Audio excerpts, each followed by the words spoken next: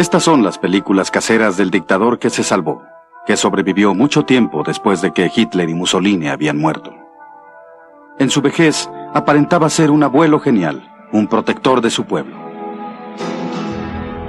Esta es la historia del hombre que se convirtió en el general más joven de Europa desde Napoleón, que llegó al poder con un golpe de estado dirigido por su hermano, que sorprendió al mundo por sus relaciones con Hitler, que creía ser un enviado de Dios para dirigir la cruzada que salvaría a España, y para disponer de otras vidas mientras tomaba una taza de café. Esta es la historia del general Franco.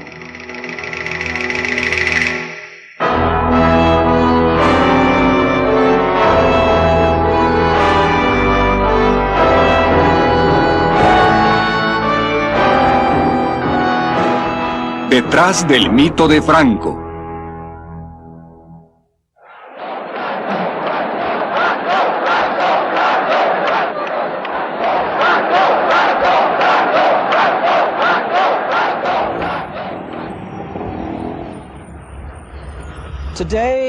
Actualmente, en esta España nueva, Franco ha sido borrado de la memoria, expulsado en un acto voluntario y colectivo de amnesia.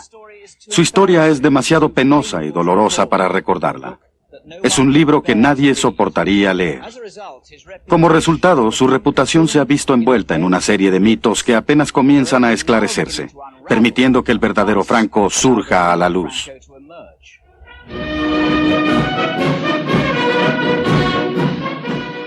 Hace un siglo, cuando nació Franco, España aún era una potencia imperial. Pero el imperio ya estaba en decadencia y tenía mejor apariencia que sustancia.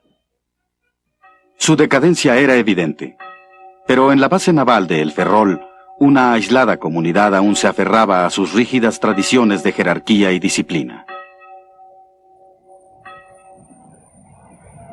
Fue en esta casa, el 4 de diciembre de 1892, donde nació Francisco Franco, dentro de una familia que había pertenecido a la Marina durante 2 siglos. Fue uno de 4 hijos cuya niñez recuerda a su hermana Pilar. Mi hermano era un chico muy serio, muy formal, muy delgadito, muy moreno, le llamaban cerillita, cerillita de lo delgadito que era. Él tenía 2 locuras, el estudiar y por mi madre, que él era un enamorado de mi madre. Su madre fue una mujer austera y piadosa que durante su niñez lo educó en la fe católica, en el estilo español más conservador.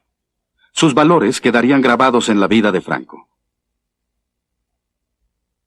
En contraste, su padre, que era cajero pagador de la Marina, era un pensador libre inclinado al licor y a las mujeres. Humillado por la pena que eso le había causado a su familia, Franco sentía un amargo desprecio por su padre. Pero al encerrarse en sí mismo, aprendió a reprimir casi todas sus emociones. En 1898, el pequeño mundo de El Ferrol recibió una gran sacudida. La destartalada y antigua flota española se enfrascó en un combate mortal con la poderosa marina norteamericana, luchando en el último territorio de España en Latinoamérica, la isla de Cuba. Los españoles sufrieron una derrota tan dramática como la de Trafalgar. Uno puede imaginarse cómo debe haber sido para un niño de 6 años el ver a la destrozada flota cuando volvía hasta ese enlutado puerto. Lo que había sido una calamidad para España era una tragedia personal para un individuo de esta cerrada e íntima comunidad. En la escuela llevaban bandas negras y a Franco y sus compañeros les enseñaban esta frase: el deber es más hermoso mientras mayor sea el sacrificio que nos exija. El significado de esta morbosa frase llegaría a obsesionar a Franco, y su nostálgico anhelo por restaurar la perdida grandeza de España sería su despiadada meta.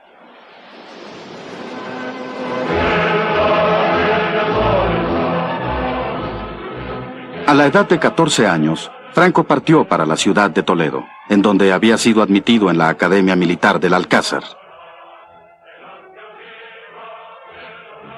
La academia estaba inspirada en las virtudes que el joven Franco más valoraba: el deber, el honor, el valor y el patriotismo. Además, tenía su propio himno heroico.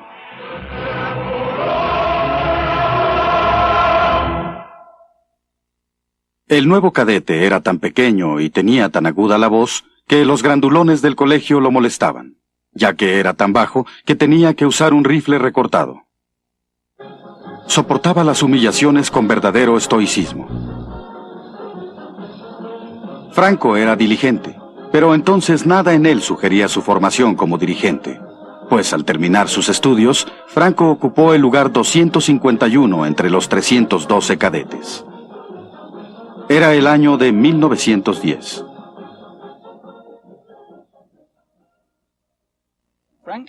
La actuación de Franco en la academia significaba que en ese ejército en el que abundaban los oficiales, sus posibilidades eran escasas, y lo mejor que podía hacer era retirarse, salir de España y partir hacia el África, la última avanzada de su amado imperio.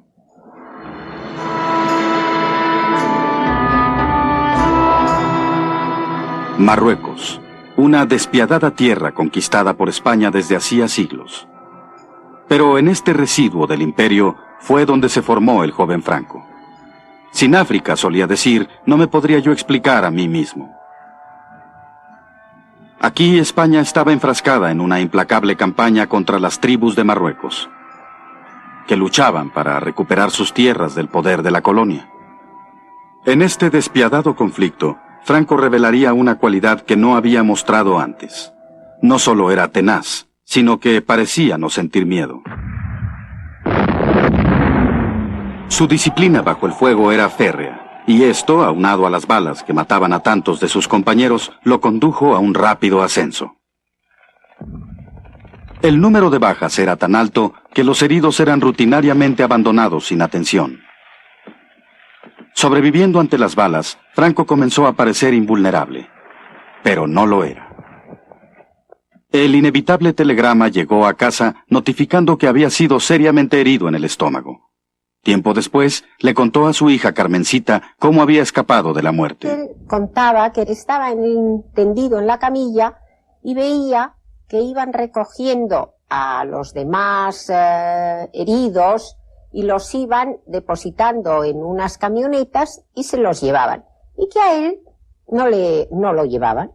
Entonces eso le chocó y llamó al médico, que pasaba por allí, y le dice el médico, no, a ti, Franquito, te dejamos, no podemos llevarte porque tienes una herida de vientre y nada, es inútil.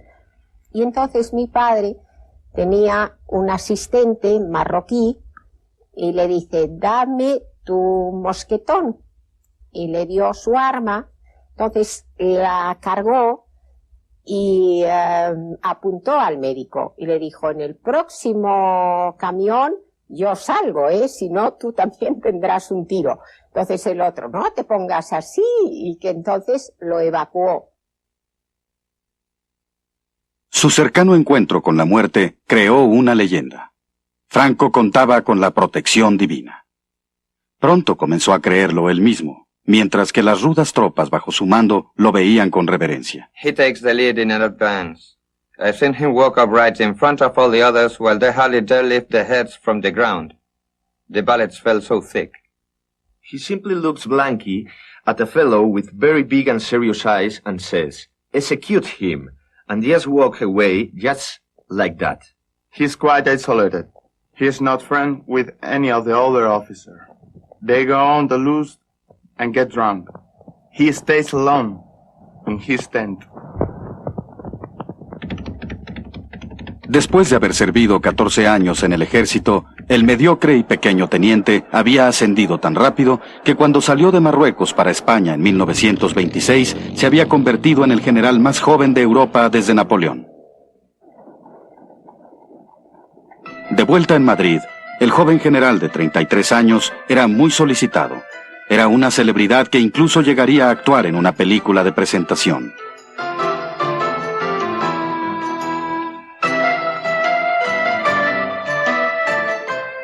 También había contraído matrimonio. Su esposa, Carmen Polo, era de buena familia y tenía buenas relaciones. Los ojos de Franco se abrieron ante un mundo muy diferente al de El Ferrol y al de África, pero la vida de sociedad nunca le divirtió. Como primer director de la nueva Academia Militar Española de Zaragoza, Franco reafirmó los ancestrales valores del antiguo imperio, el único mundo que realmente había conocido. Aferrándose a ese pasado, inculcaba en sus cadetes su propia y austera perspectiva: el sacrificio por la patria y la negación del individuo. Pero afuera de estos confines militarizados, las virtudes que Franco más amaba estaban siendo abiertamente atacadas. En toda España, el antiguo orden se desmoronaba rápidamente, tan rápido que para 1931 la monarquía había sido derrocada y se había establecido una república en su lugar. Un gobierno elegido por el pueblo estaba en el poder. Había mucho regocijo, pero como lo recuerda su sobrina, no en la casa de Franco. La venida de la República para Franco fue un desastre, porque estaba todo en contra de su manera de ser y de su manera de pensar y del concepto de España. Él no creía en los partidos, él no creía en la democracia, él no creía en el voto. Tenía en cuenta lo que iba a suponer la República para el desarrollo de su carrera. Entonces esto a él le daba miedo. Entonces en las conversaciones que yo asistía en casa, él decía que a dónde íbamos a llegar por ese camino.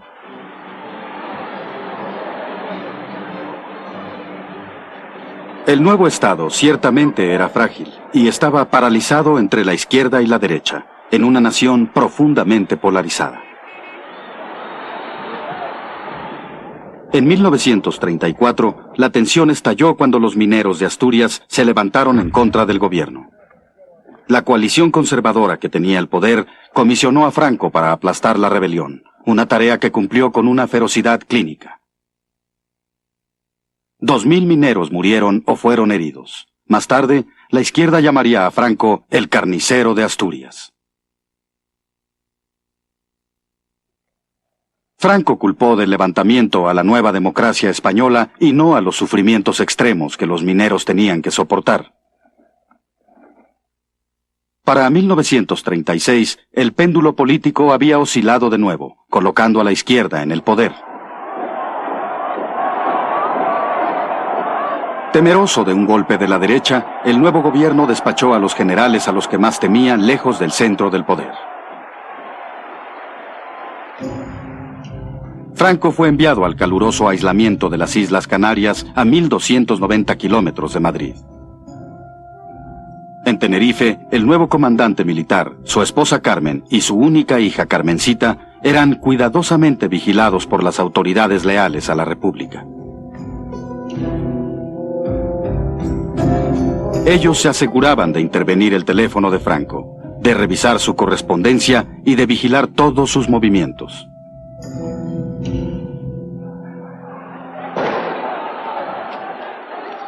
En España, el creciente descontento social se convertía en violencia política.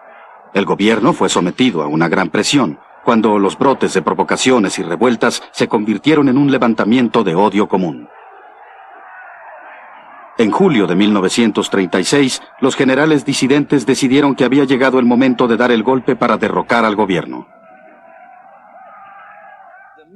Los mitos dicen que desde su exilio en las Canarias, Franco fue el dirigente del levantamiento militar que pronto llevaría a España hasta la guerra civil. Pero él era demasiado calculador para aventurarse en tan riesgoso evento, y por lo tanto se mantuvo cuidadosamente alejado de sus colegas, que entonces estaban planeando el derrocamiento de la República. Franco no se unió a los rebeldes hasta el último momento, y solo porque se vio obligado a hacerlo, por circunstancias que le habían sido completamente impredecibles. La planeación del golpe estaba en las manos del general Mola. Debido a que Franco había sido un héroe en Marruecos, Mola lo asignó a él para dirigir el levantamiento en ese lugar. Los rebeldes ya habían hecho contacto con los simpatizantes de Londres para idear la forma de forzar a Franco. En el aeropuerto, se había alquilado un avión para asegurarse de que si Franco cedía, podría volar desde las Canarias hasta Marruecos en la víspera del levantamiento. El piloto nada sobre su verdadera misión. Me preguntaron si quería viajar a las Islas Canarias para recoger a un líder del RIF y comenzar una revolución en Marruecos. Pensé, qué aventura. En aquel entonces yo tenía una relación muy interesante con una de las chicas del Desert Song, donde se encontraban los líderes del RIF. De manera que pensé, qué coincidencia. Voy a ayudar a un líder del RIF a comenzar una revolución.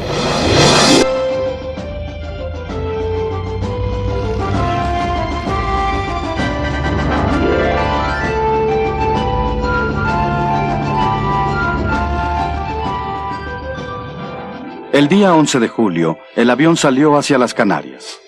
Para evitar que lo detectaran, tuvo que volar por la ruta más larga.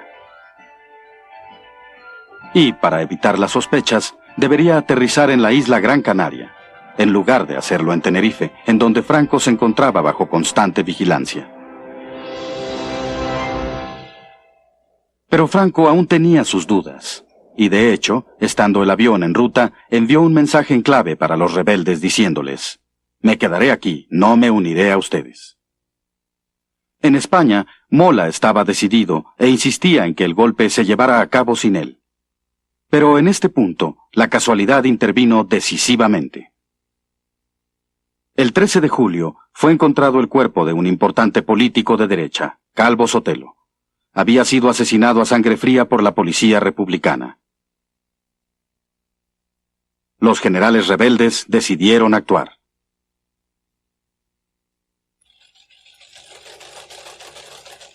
Mola envió un mensaje en clave para los demás conspiradores diciéndoles que el levantamiento comenzaría el día 18 de julio. Ahora que ya nada podía detener el golpe, Franco tenía que escoger analizando cuidadosamente las ventajas. Se dio cuenta de que nadie estaba seguro y finalmente se inclinó hacia los rebeldes. Su problema, faltando tan solo 48 horas para el golpe, era alcanzar el avión que, según le habían avisado, lo estaría esperando en la Gran Canaria. Franco tenía prohibido salir de Tenerife sin el permiso de Madrid. Necesitaba urgentemente un pretexto que por una fatal coincidencia le fue repentinamente concedido. El día de mi santo nos fuimos a Las Palmas porque mi padre tenía que presidir el entierro de un general que se había matado manipulando una pequeña arma. Así, con la muerte de ese general, obtuvo la perfecta excusa para viajar a la Gran Canaria. Durante las primeras horas del día siguiente al entierro, Franco estaba en un cuarto de este hotel cuando recibió un telegrama. Su mensaje decía que el levantamiento en Marruecos debería adelantarse un día. Después de arreglar que su esposa y su hija partieran en un bote hacia Francia, Franco se escabulló del hotel y salió hacia el avión que lo esperaba. Pero las noticias del golpe ya se habían recibido y Franco ya era buscado. Había barricadas en los caminos para detenerlo. Escapándose de ellos, abordó este remolcador y llegó a su destino por mar. A eso de las 3 de la tarde, en voz oí pronunciar la frase: «Aquí viene». Un transbordador pasó por delante del muelle y se dirigió hacia la playa. Mientras los soldados y el personal desembarcaban, pensé: no veo a ningún líder del RIF con su chilaba al viento. ¿Dónde diantre se ha metido? Pero vi a un hombre que parecía un general con un ancho fajín. Cuando se acercó al avión, me fue presentado como el general Franco. Subió a bordo. Yo entré en la cabina, puse en marcha los motores y despegamos. En España, los rebeldes tenían grandes problemas. En vez de obtener el control en todo el país, solo lo tenían en 2 zonas. Para capturar el resto del país, necesitaban urgentemente del ejército español de África en Marruecos. Pero el estrecho de Gibraltar era continuamente vigilado por la Marina española, que aún era leal a la República. Franco, que había llegado a Marruecos, ahora se encontraba varado en el lado opuesto del estrecho.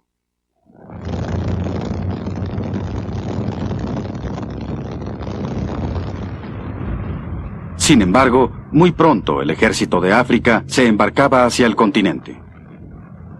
A su llegada a Marruecos, Franco debía enviar un cable a los únicos extranjeros que podían responder: Hitler y Mussolini.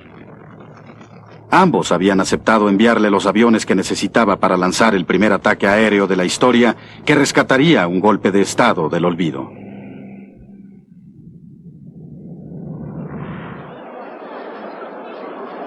Cuando Franco aterrizó en Sevilla, el indeciso rebelde fue recibido como el salvador del levantamiento y el renombrado general se dio a conocer en el lado nacionalista. La víspera de su ofensiva, decidió enviar un mensaje para el mundo exterior expresando las estrechas realidades que estaba por imponerle a España. Thanks to the thousands of souls who follow our movement in defense of civilization, and thanks to all those who hear these words to spread them all over the world. Country, religion, family, this is our aim and friend. ¡Viva España! Patria, religión y familia. Esas palabras daban una idea de la verdadera naturaleza de la cruzada de Franco. Al frente, las tropas moras, que tenían una reputación de barbarismo. El ejército africano de Franco se encaminó hacia el norte bajo el mando de su colega cercano, el general Jacques. Los rebeldes aplastaron toda la resistencia.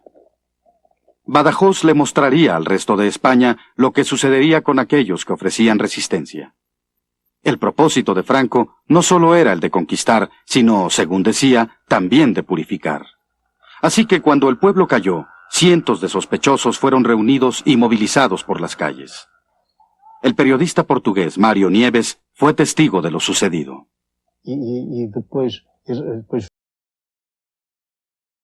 Por la calle desde la catedral hasta la plaza de toros. Había uma rua que descia da catedral em direção à praça de toros. Cuando llegué allí, vi que ya había muchos prisioneros dentro de la plaza. Já muitos presos lá dentro.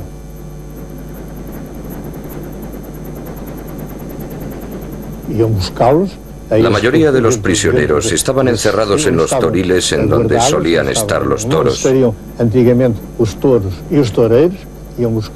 Los sacaron y los condujeron al centro de la plaza, en donde los fusilaron. Los mataban en pequeños grupos.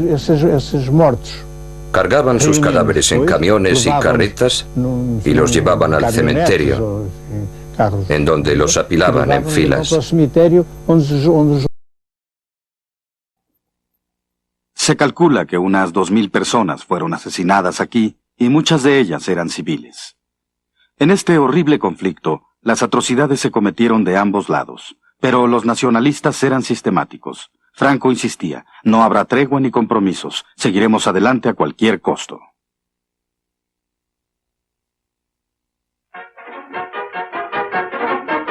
The advance of General Franco's columns is pushed on remorselessly. White troops and Moors, well armed and trained in modern methods of warfare, supported by powerful artillery, overcome the resistance of government. Su destino era Madrid, pero Franco desvió repentinamente a sus tropas hacia una ciudad que no tenía ningún significado estratégico, pero que tenía un gran significado simbólico. Aquí, en el Alcázar de Toledo, estaban atrapadas muchas familias en los sótanos de la antigua Academia Militar de Franco en unas condiciones de terrible privación. Estando sitiados por la milicia republicana, su rescate era una cuestión de honor. Y para Franco, era una oportunidad de realzar su propio prestigio, explotando un drama que capturaría la imaginación del mundo exterior.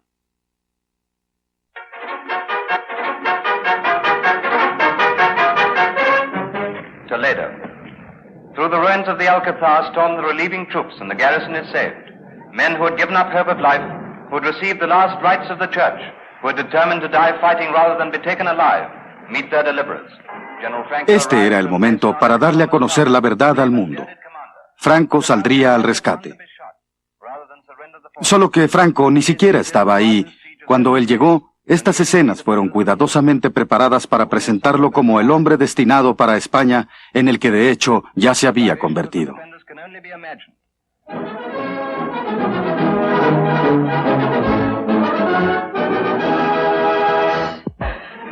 En unos cuantos días se presentaron más noticias, pero una vez más, la imagen de la realidad era solamente una pose. In Burgos, the seat of the Spanish rebel government, there is a big crowd for a big occasion. But General Franco has arrived on very special business. And amid the plaudits of the multitude, they go inside to the old palace, where he addresses the leaders of the rebellion assembled to hear him. He is nominated head of the state, and his friends again embrace him on the appointment. Cuando los dignatarios se reunieron aquí, no pudieron haber sabido que la impresión que Franco les había causado era que el gobierno le había conferido la autoridad suprema, lo que era definitivamente falso. Las evidencias que ahora conocemos nos revelan que los generales estuvieron hasta el último momento en desacuerdo sobre la cantidad exacta de poder que debían otorgarle a su ambicioso colega. Ahora se ha descubierto que justo antes de la liberación del Alcázar, los generales habían abandonado el frente para reunirse en esta hacienda cercana a la ciudad de Salamanca. Aquí nombraron a Franco comandante en jefe o generalísimo, como se le conocería desde entonces. Pero Franco también quería poder político y para lograrlo convocó a sus seguidores a una nueva reunión. El primero entre ellos era su hermano Nicolás, que jugaría un papel decisivo en el meteórico ascenso de Franco. Justamente después de la victoria de Franco en el Alcázar, Nicolás preparó una bienvenida para su hermano para impresionar a sus colegas que regresaban para la segunda reunión.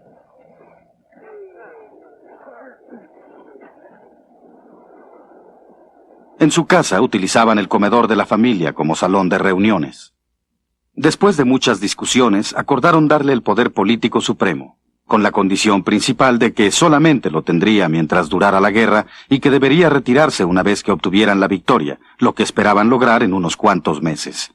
Pero ni siquiera esta limitación les pareció suficiente a dos de los más ancianos. El general Cabañes, que conocía muy bien a Franco, comentaría más tarde que les advirtió a sus colegas sobre la desmesurada ambición del generalísimo. You don't know what you've just done because you don't know him like I do. If, as you wish, you give him Spain, he's going to believe it is his, and he won't let anyone replace him either during the war or after, until he is dead. El decreto fue enviado al cuartel general de los rebeldes en Burgos para ser impreso.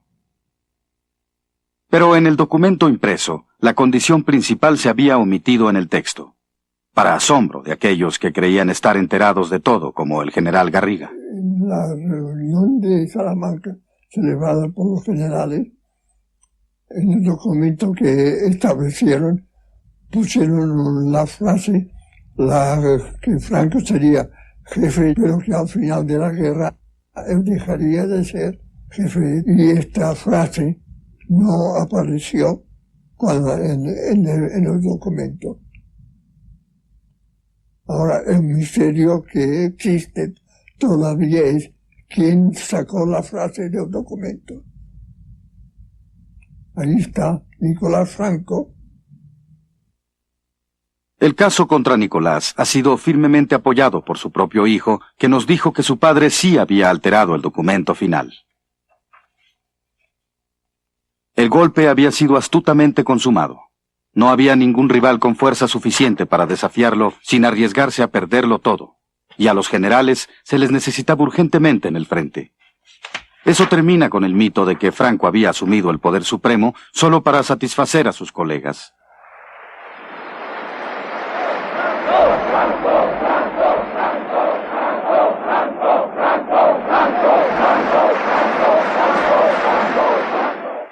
Cuando Franco salió hasta el balcón para dirigirse a la multitud congregada, él sabía lo que ellos no, que desde ese momento sería su dictador vitalicio.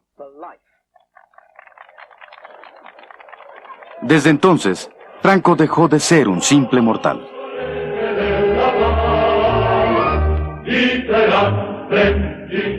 Se otorgó a sí mismo el título de el caudillo enviado por Dios para salvar a su patria.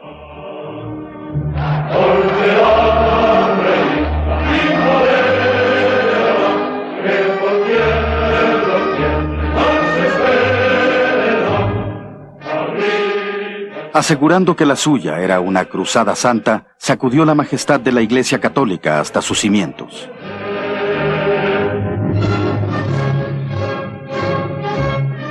unificó las facciones competidoras entre sus colegas en un solo movimiento. El saludo, el uniforme y el himno, todos eran símbolos de un Estado fascista.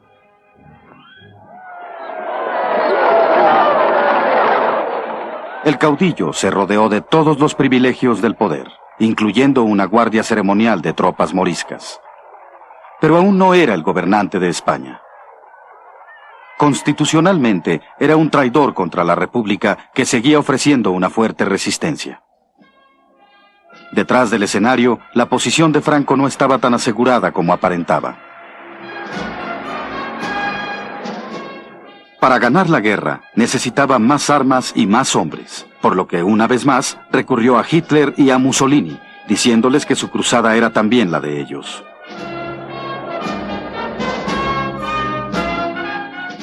Para presentar su caso más convincentemente, Franco llegó a enlistar a su propia hija. Un día me dijeron que tenía que enfrentarme con unas cámaras porque ahí iban a sacar unos planos y que tenía que decir unas palabras. Oye, nena, ¿qué? ¿Quieres decirle algo a los niños alemanes? Bueno, no, pero ¿qué les digo? Lo que quieras. Pido a Dios que todos los niños del mundo no conozcan los sufrimientos y las tristezas que tienen los niños que aún están en poder de los enemigos de mi patria, a los que yo envío un beso fraternal. Viva España.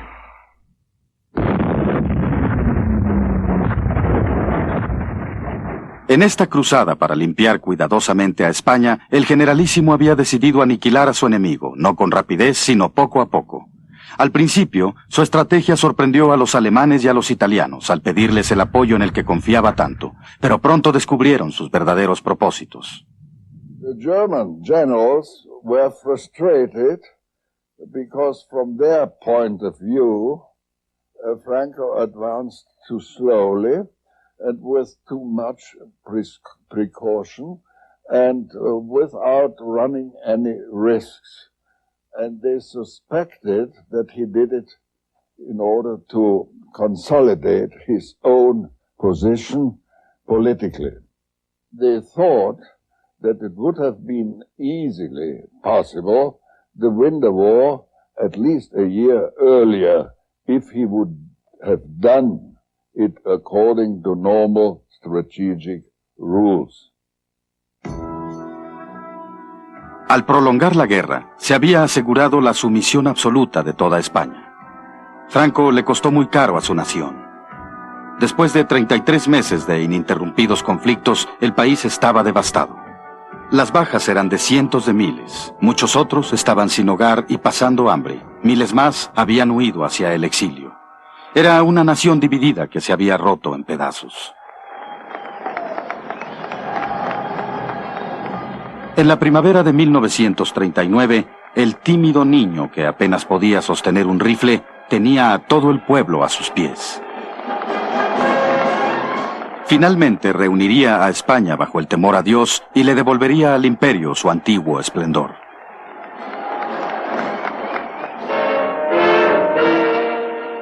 Unos meses más tarde, el Reich de los 1000 años se ponía en marcha. Franco estaba hipnotizado por la magnitud de la ambición de Hitler. Años más tarde, cuando deseaba que se le considerara como uno de los grandes estadistas de Europa, la verdad sobre sus ambiciones en la guerra fue laboriosamente revisada para ocultar evidencias demasiado vergonzosas. Los seguidores de Franco se habían tomado muchas molestias para convencer al mundo de que él había jugado un papel muy inteligente en la Segunda Guerra Mundial, y de que, a pesar de las presiones de Rusia para que se uniera al Eje, él había luchado firmemente para que España no participara en la guerra. Él no había sido más que un caudillo patriota entre la turbulencia de ese gran cataclismo. Pero las evidencias que desde entonces se han descubierto, por lo menos nos plantean una interrogante sobre esa tan benigna interpretación de lo que en realidad ocurrió, y sobre el mismo hombre que se había preparado para sentarse ante este escritorio. Flanqueado a ambos lados por dos fotografías enmarcadas, una de Benito Mussolini y la otra de Adolfo Hitler. Hoy día, muchos españoles reconocen que Franco sentía cierta simpatía hacia Hitler. Pocos saben que llegó a ser mucho más que eso. Dear Führer, at the moment when the German armies under your leadership are bringing the greatest battle in history to a victorious close, I would like to express to you my admiration and enthusiasm and that of my people.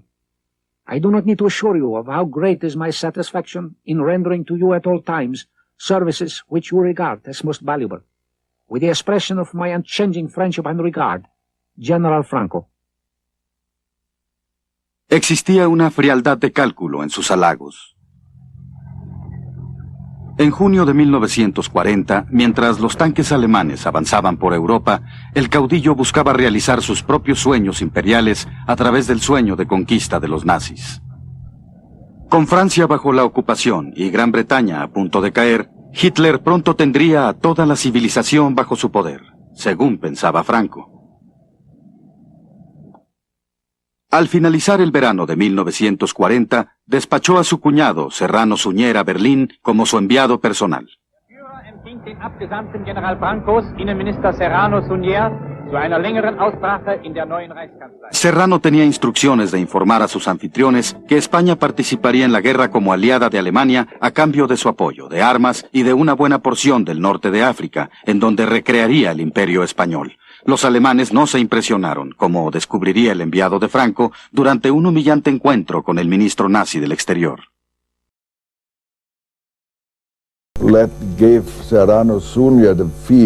Ribbentrop dio a entender a Serrano Suñer que, al fin y al cabo, ellos no eran más que un pelele de los alemanes. A Hitler no le interesaba demasiado lo que España necesitaba para tomar parte en la guerra. Franco había jugado mal sus cartas, pero no se había preocupado. Le dijo a su cuñado que perseverara y que se culpara de las declaraciones a los subordinados de Hitler y no al Führer mismo.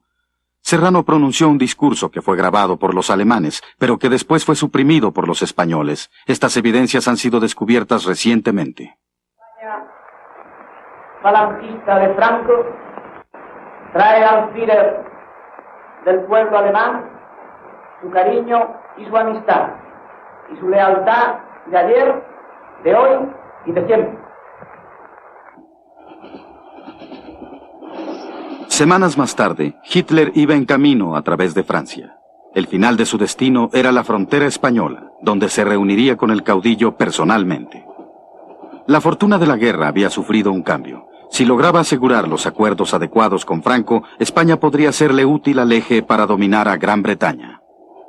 Hitler thought it is Franco's duty now to be on the German side, thanking for all what Germany did for Spain and for Franco personally.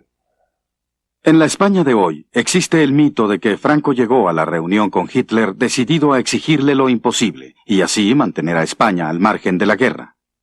Las evidencias nos revelan lo contrario. Acompañado de su cuñado, Franco salió de San Sebastián a su anhelada reunión en Hendaya, a solo 24 kilómetros de ahí, cruzando la frontera con Francia.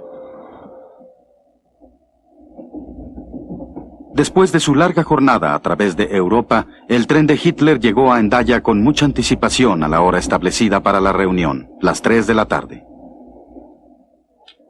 El tren de Franco iba retrasado, pero no fue, como lo aseguran sus seguidores, para provocar a Hitler, al contrario. Y salimos con mucho tiempo para llegar antes de la hora convenida y estar esperando un poquito. Y Franco tenía, es comprensible, el prurito de decir, en punto. El servicio ferroviario español era malísimo, estaba destrozado después de la guerra interna. Y llegamos a Hendaya con 5 minutos de retraso. Franco iba nervioso y los 5 minutos de retraso le produjeron un gran disgusto.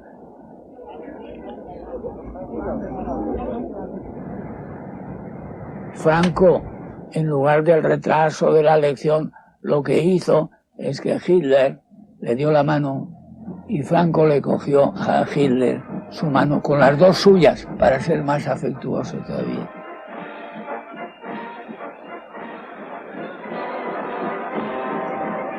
Hitler knew already a lot about Franco, about his ways and his tactics, and he was a cunning person, a peasant-like, slyness, and he will, in the conversation of Hendaya, succeed to bring Franco as an ally at the side of the German army.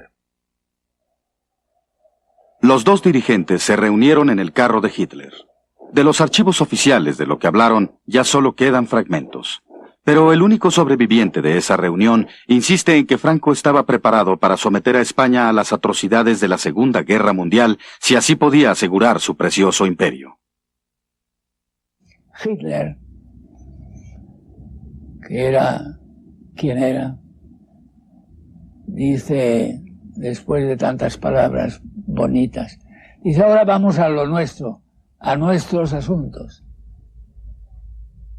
Y hizo Hitler un discurso triunfalista, que la guerra está ganada, que es cosa de muy poco tiempo.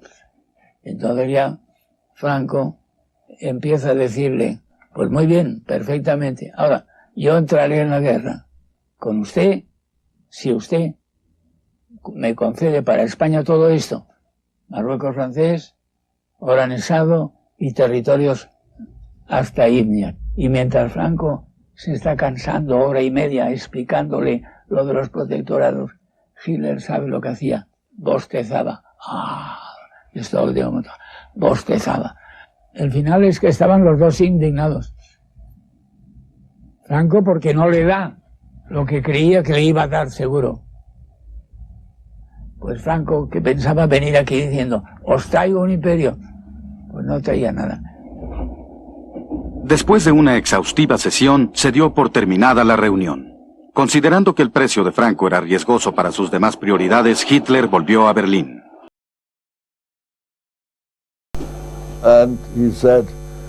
Hitler estaba furioso y dijo que preferiría que le arrancaran 4 dientes a mantener otra conversación parecida con Franco.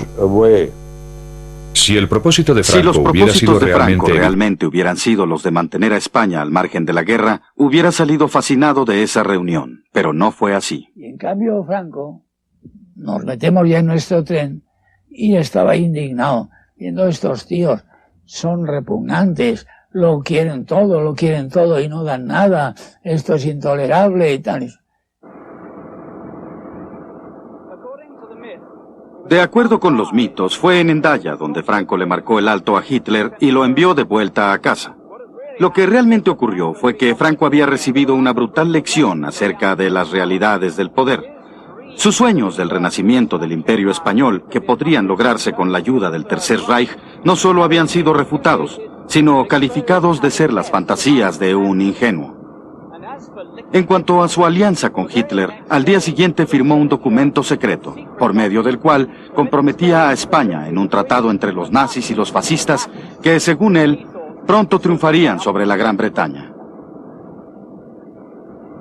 Pero cuando se hizo claro que la victoria de los nazis tendría que posponerse, Franco tuvo buen cuidado de asegurar sus relaciones con los aliados, manteniendo una neutralidad formal.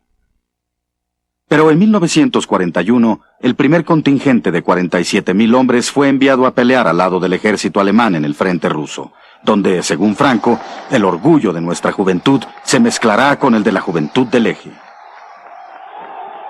La División Azul, junto con materias primas vitales, bases de submarinos e instalaciones de inteligencia, simbolizaron su compromiso hacia Alemania, que solamente se anuló hasta el amargo final. Para 1945, con la desaparición de los otros dos dictadores, Franco se encontró aislado, y ante los ojos del mundo era un fascista que sobraba.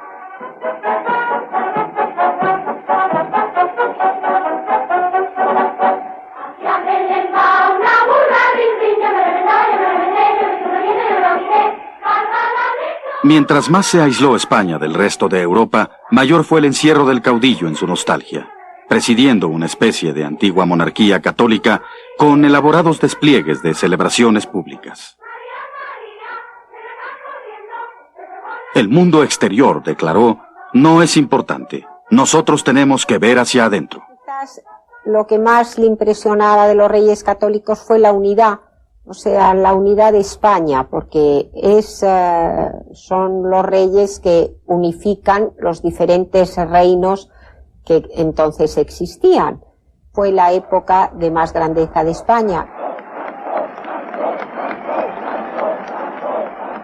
Pero detrás de la máscara de unidad existía otra cara de la absoluta autoridad del caudillo.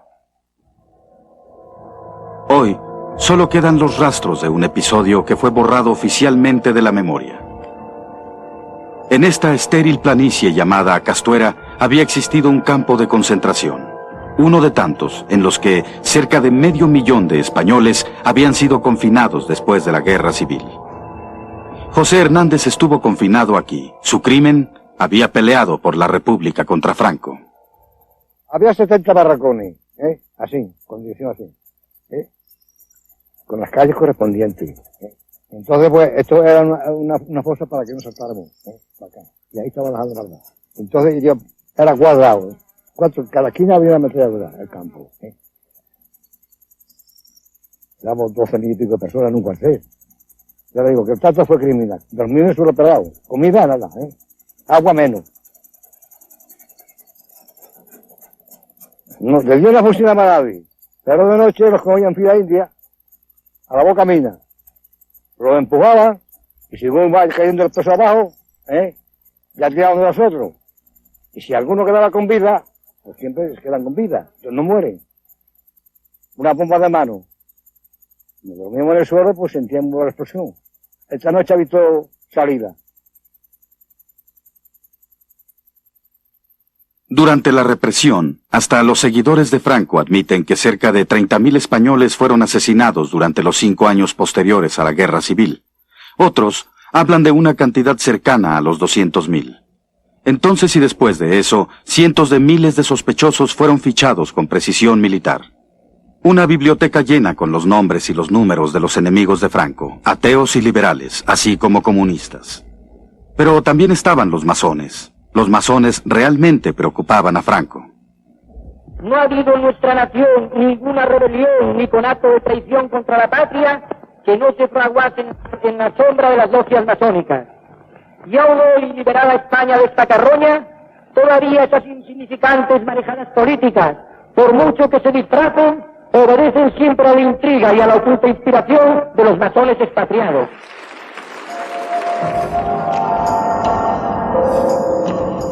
El odio de Franco hacia la masonería era tan obsesivo que llegó a construir su propia logia masónica como recordatorio permanente de este particular descenso hacia el infierno. Con un cuidado patológico, reunió toda clase de extrañas reliquias, que para él eran símbolos del anticristo y de la anti-España, de los que su patria tenía que ser rescatada. Al igual que el comunismo, la masonería estaba prohibida. Franco presidía el sistema judicial en el que la pena máxima por subversión era la muerte. Y a pesar de las negativas de sus defensores, no dudaba en dar la orden personalmente. Franco no era un sanguinario, no es que le gustara la sangre, pero él actuaba como con leyes de guerra, consideraba enemigos a los que no pensaban como él. En su mente estaba que el bien de España era él, y era lo que él disponía. Las sentencias de muerte, había un jefe jurídico de su gabinete que con todos los juicios militares, porque se hacían los juicios militares, le llevaba los casos con una explicación de cada caso. Y entonces él las solía firmar tomando café, después de comer. Iba este señor, llevaba los papeles, y allí se firmaba, este sí y este no. Esto es muy duro, pero es que es así. Franco decretó la construcción de un monumento para honrar a aquellos, y solo a aquellos, que habían dado su vida durante la Guerra Civil por su propia visión de España. El monumento sería tallado de la roca, desde las entrañas de la tierra, y se le llamaría el Valle de los Caídos. Entre los trabajadores, que sumaban 20.000, había un ejército de republicanos prisioneros que trabajaron aquí durante 20 años para que, según las palabras de Franco, se pudieran redimir con su trabajo. Para compensar el desolado paisaje, Franco mandó hacer una enorme cruz, aún más alta que la Torre Eiffel.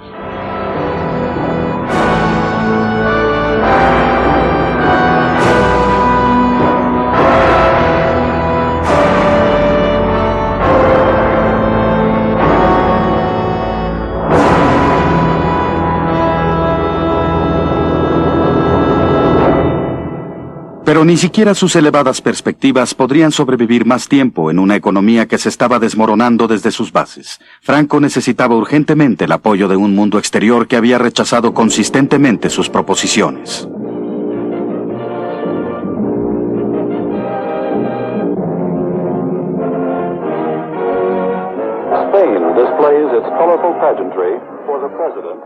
En 1959, el dirigente del Mundo Libre llegó a un país que había estado cerrado para la democracia, pero ahora estaban en plena Guerra Fría.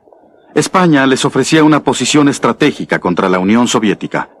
El enemigo de mi enemigo debe ser mi amigo, aunque se apellide Franco. Generalissimo, ladies and gentlemen, let me assure you of my satisfaction that at long last I have fulfilled an ambition of mine almost of a lifetime, to come to Spain, to Madrid, and to see the Spanish people. Para el caudillo, Ike era una presa vulnerable y Franco sabía precisamente cómo seducirlo, como lo recuerda el intérprete del presidente durante esa visita. This whole gigantic avenue was wall-to-wall people pressing out into the middle of the street.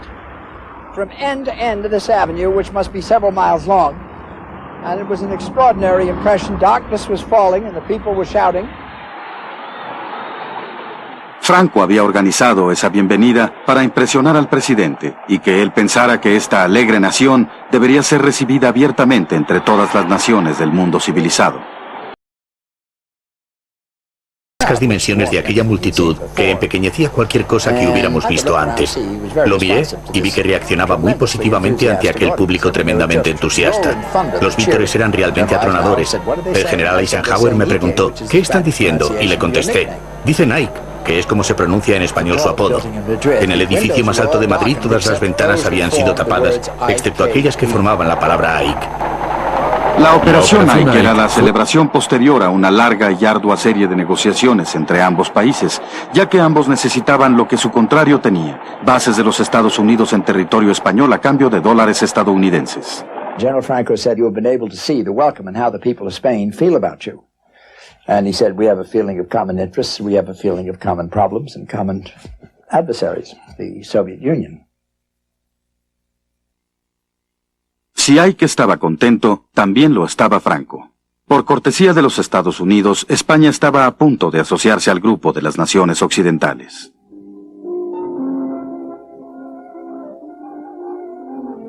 Ahora, Franco podía comenzar a relajarse y a cultivar una imagen diferente. Ya no era el caudillo de las cruzadas. Ahora se presentaba como un protector bonachón de sus compatriotas españoles.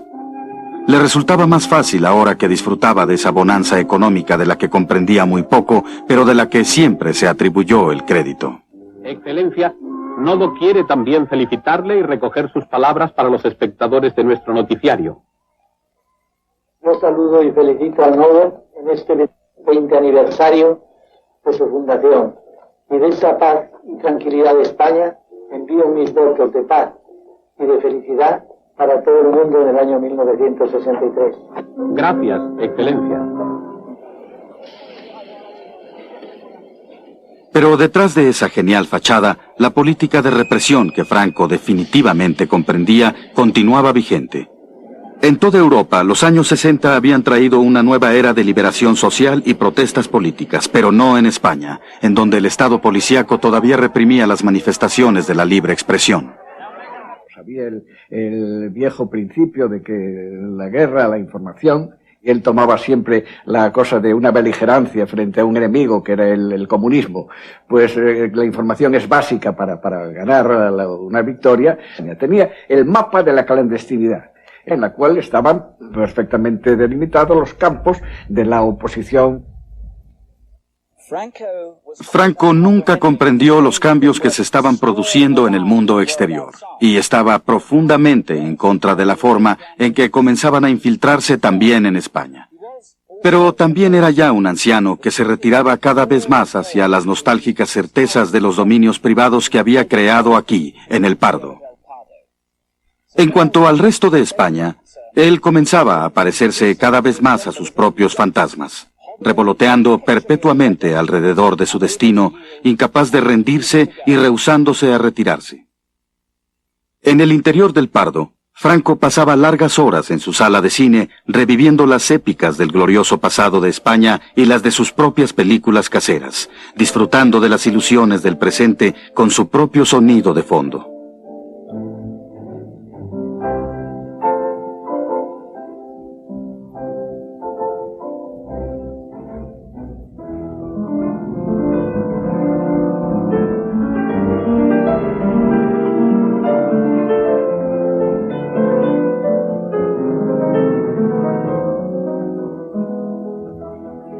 La forma en que había ascendido al poder y la verdadera razón de sus posturas totalitarias ahora podían pasar a otro plano. En su lugar, ese bondadoso anciano podía reflexionar acerca de la misión con la que había cumplido en el nombre de su creador.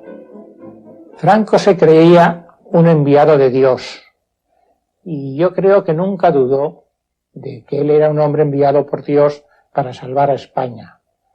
Por eso creo que moriría en paz, seguro, porque él estaba muy seguro de esa misión. Y eso sí me lo dijo el mismo Franco a mí, que él se creía un enviado de Dios para ser padre de los españoles, y él me decía esta frase: padre, miren, me extraña mucho que algunos españoles estén contra mí, porque yo me considero padre de todos los españoles.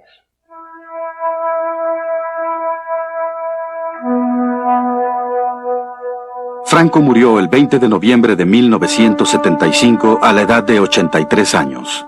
Sus restos yacen bajo su propia cruz en el Valle de los Caídos.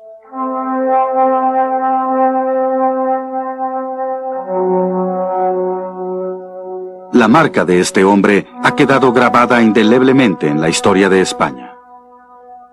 El pueblo español ha rechazado ahora ese pasado porque le parecería repugnante reflexionar sobre su significado, tanto a él como a su nación.